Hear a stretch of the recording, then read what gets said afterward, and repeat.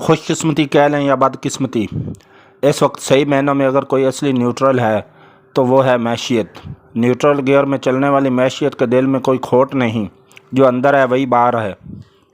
معیشت پر ہر سیاسی نے ڈورے ڈالنے کی کوشش کی، مگر یہ ہرافہ سب کو چکمہ دے کر نکل گئی، اور اب ان سب چکمے بازوں سے تاتا تھیا کروا رہی ہے۔ مرال مزید نہ گرے، اس لیے میں یہ کہنے سے باز رہوں گا کہ پاکستان اس وقت معاشی اعتبار سے ایک زیر تعمیر سری لنکا ہے، مگر میرے نہ کہنے سے کیا ہوگا۔ معیشت اس چلتی ٹرین کی طرح ہے جس کے ڈرائیور نے چھلانگ لگا دی ہے، کیونکہ لال سگنل سامنے اور انجن کی بریکیں ڈھیلی ہیں۔ ایک دم بریک لگائی تو ٹریک بھی اکھڑ سکتا ہے، اور 22 کروڑ مسافروں سے کھچا کھچ بھرے ڈبے بھی الٹ سکتے ہیں۔ نہ بریک لگائی تو لگ بھگ 5 کلومیٹر آگے شہباز موڑ کے فوراً بعد ایک شکستہ پل ہے۔ تعدم تحریر ڈالر ریگولر مارکیٹ میں 193، اوپن مارکیٹ میں 195 اور سمگلرز مارکیٹ میں 200 روپے میں دستیاب ہے۔ جب تک یہ تحریر آپ کی نگاہوں سے گزرے گی، نہ جانے روپے پر کیا گزر چکی ہوگی۔ اگست 2018 میں عمران خان کو حکومت دلائی گئی تو تھوڑے عرصے بعد ان کا اعتراف سامنے آیا کہ باہر کچھ اور نظر آ رہا تھا، اندر آئے ہیں تو لگ پتہ گیا۔ مذہبی ہم تو یہ سمجھے تھے کہ ہوگا کوئی زخم، تیرے دل میں تو بہت کام رفو کا نکلا۔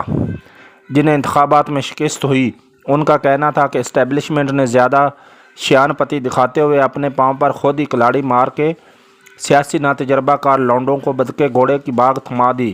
اب دیکھنا کیا ہوتا ہے۔ چنانچہ نئی حکومت اگلے 2-3 مہینے تذبذب میں رہی کہ کیا کریں۔ IMF کے جال میں پھنسیں کہ دوست امیر ممالک سے مدد طلب کر کے بینک کا سٹیٹمنٹ کو اچھا دکھائیں۔ جب کسی نے مروت نہ دکھائی تو ناچار IMF کے پاس جانا پڑا، اور پھر اگلے 3.5 برس تک وہ تمام کڑوی گولیاں عوام کو نگلوائی گئیں جو دراصل IMF نے حکمران اشرافیہ کے وزن میں کمی کے لیے تجویز کی تھی۔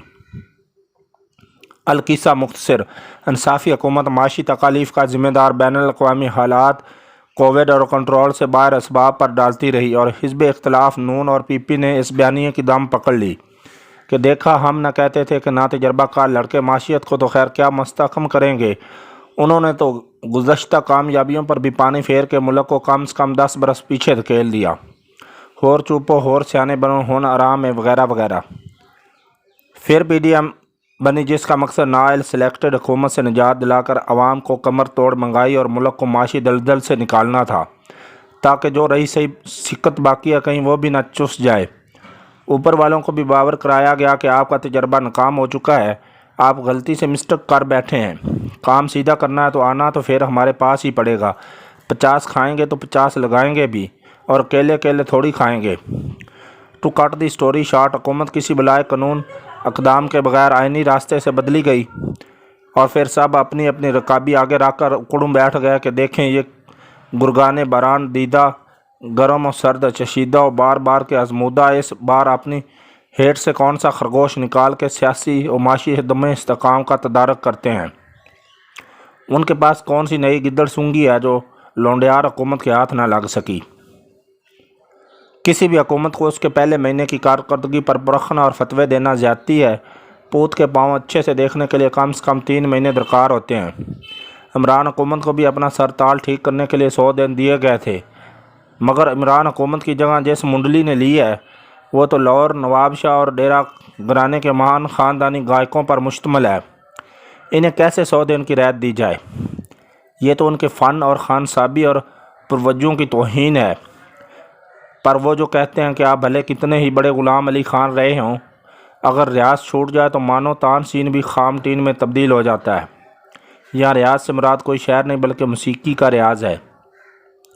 چنانچہ کمینے کا رسیوں کو پہلے 5 منٹ میں یہ اندازہ ہو گیا کہ نوسکھیوں سے منڈپ چھین کر الاپ شروع کرنے والا گھرانہ گائکوں کا گلا بیٹھا ہوا ہے، ساز بھی آپس میں نہیں مل رہے، طبلہ کسنے والی ہتھوڑی بھی کانپ رہی ہے، ٹالکم پاؤڈر کے ڈبے بھی ہوا نکل رہی ہے، اور دور ایک بے تالا لوہار کندھے پہ تھوڑا رکھے لال بھبوکا ہو رہا ہے۔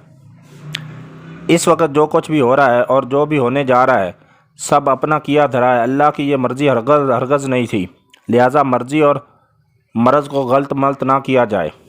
شاید آپ کو یاد نہ ہو، مگر ٹھیک 1 برس پہلے اقوام متحدہ کے ذیلی ترقیاتی ادارے UNDP نے اپنی ایک رپورٹ میں بنیادی بیماری کی تشخیص کر دی تھی۔ رپورٹ کے مطابق پاکستان کی 50% قومی آمدنی 20% بھلائی تقبے کے صرف میں اور نچلے 80% تک صرف 7% آمدنی پہنچ رہی ہے۔ حالانکہ یہی نچلا 80% پاکستان کے زرعی اور نیم صنعتی معیشت کی ریڑھ کی ہڈی ہے۔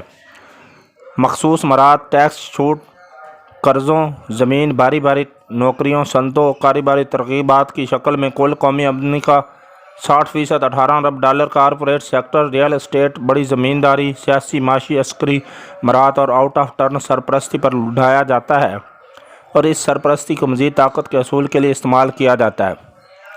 انہی طبقات یا ان سے منسلک کاسہ لیس بچولیے انتخابات میں مختلف پارٹیوں کے ٹکٹ پر منتخب ہوتے ہیں اور کسی بھی پارلیمنٹ ان کی تعداد 80% سے کم نہیں۔ اب ان سے یہ توقع کرنا کہ وہ رضاکارانہ طور پر ملک کے 80% عوام کو بھی بہت ہی بنیادی باعزت زندگی گزارنے کے لیے کوئی حقیقی قانون سازی کریں گے یا مال غنیمت میں تھوڑا بہت حصہ دیں گے، تھوک سے پن چکی چلانے کی آرزو جیسا ہے۔ نادرا کے ریکارڈ میں ایسے 10 لاکھ پاکستانیوں کا ڈیٹا تیار پڑا ہے جو 21ویں صدی کی ہر سہولت سے فیض یاب ہیں مگر ٹیکس نیٹ سے باہر ہیں۔ اس ڈیٹا کو بے مروتی سے استعمال کر لیا جائے تو IMF کو بھی قرض دیا جا سکتا ہے۔ مورل آف دی سٹوری: کنویں سے 40 ڈول پانی نکالنے سے کنواں پاک نہیں ہو سکتا جب تک اس میں سے غرض کے کتے کی لاش نہیں کھینچی جاتی۔ ناظرین، اگر آپ چینل پہ نئے ہیں تو آپ سے گزارش ہے چینل سبسکرائب کر لیجئے اور بیل آئیکن کا بٹن دبا لیجئے تاکہ آنے والی ہر ویڈیو آپ کو بر وقت ملتی رہے۔ اپنا اور اپنے اس چینل کا بہت زیادہ خیال رکھنا۔ شکریہ۔ اللہ حافظ۔